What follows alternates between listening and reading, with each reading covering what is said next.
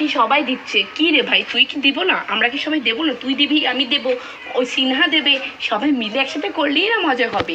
চল চল, যাই হোক, তুই 500 দে, আমি 500 দিই, সিনহা 500 দিই, তাহলেই হয়ে যাবে। দেখ, তাহলে আমাদের ইফতারি পার্টিটা ডান হয়ে যাবে। আরে তোদের আমি কি বুঝাবো? ইফতার আমার দ্বারা তো টাকাই নেই। তো তোর টাকা কোথায় রাখছিস? তুই টাকা সে এনে তারপর সমস্যা নেই, তাহলে ইফতারটা পুরো পারফেক্ট হয়ে যাবে। আরে আমার দ্বারা তো চালানো পয়সাও নেই। তোর কাছে টাকা নেই আর আমি সেটা বিশ্বাস করবো? ওরে আল্লাহ, মিথ্যাটা বলিস একটা না। কথা কই, একটা কথা কই, হ্যাঁ বল। আমার টাকাটা তুই দিয়ে দে। তুই কি পাগল? তোকে বুঝাতে পারছি না, আমার কাছে টাকা নেই।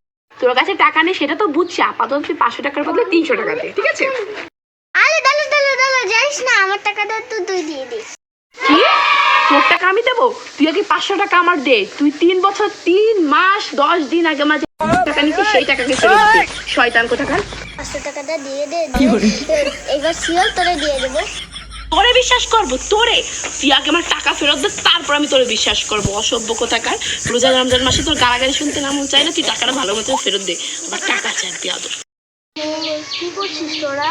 আরে বলিস না, তুই যে আসছিস ভালো করছিস, ওই বাটপারটা জানিস কি কইছে? আমার কাছে আবার টাকা চাইছি, তুই জানিস না? আমি বাটপার। চুপ থাক, আমি কথা শুনতে দে, চুপ থাক। ও আমার কাছে তুই থাকাকালীন 500 টাকা নিয়েছিল না, ও টাকা ফেরত দেয়নি এখনো।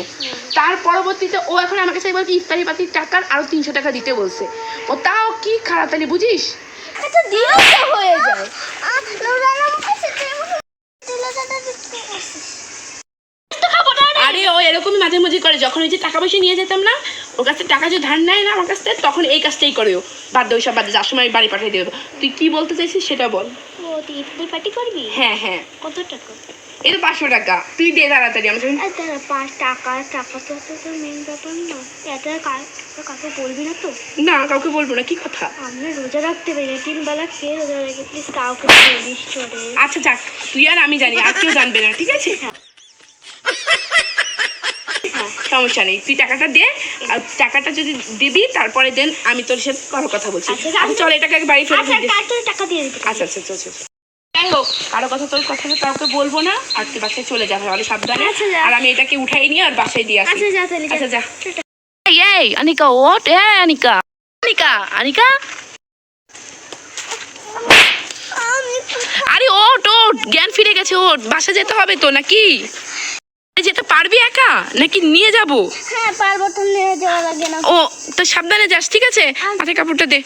যাই হোক, এই ইফতারি পার্টি তাহলে তোর নামটা আমি দিয়ে দিচ্ছি, তুই টাকা দেওয়া লাগবে না, ঠিক আছে? আচ্ছা ফ্রিতে ঠিক আছে। যাই হোক, ওর টাকাটা দিয়ে দেবানি হয়ে যাবে না, কি করবো?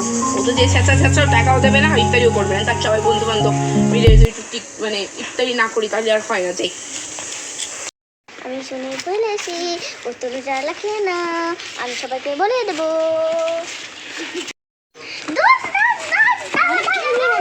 দেরি হয়ে যাচ্ছে।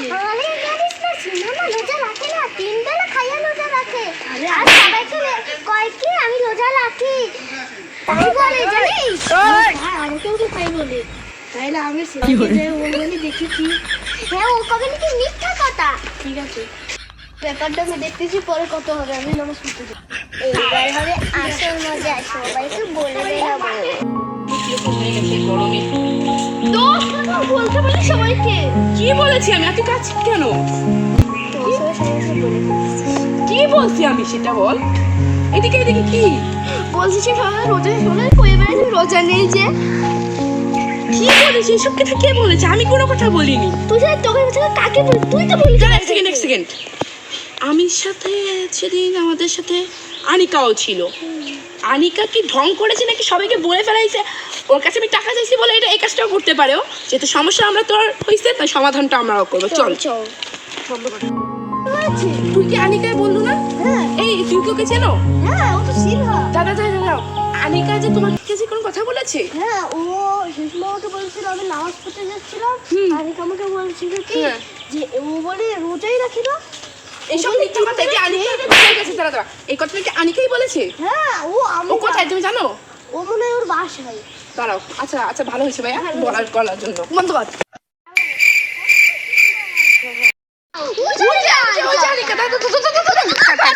মনে মনে ভাবছিলাম সেটাই হলো।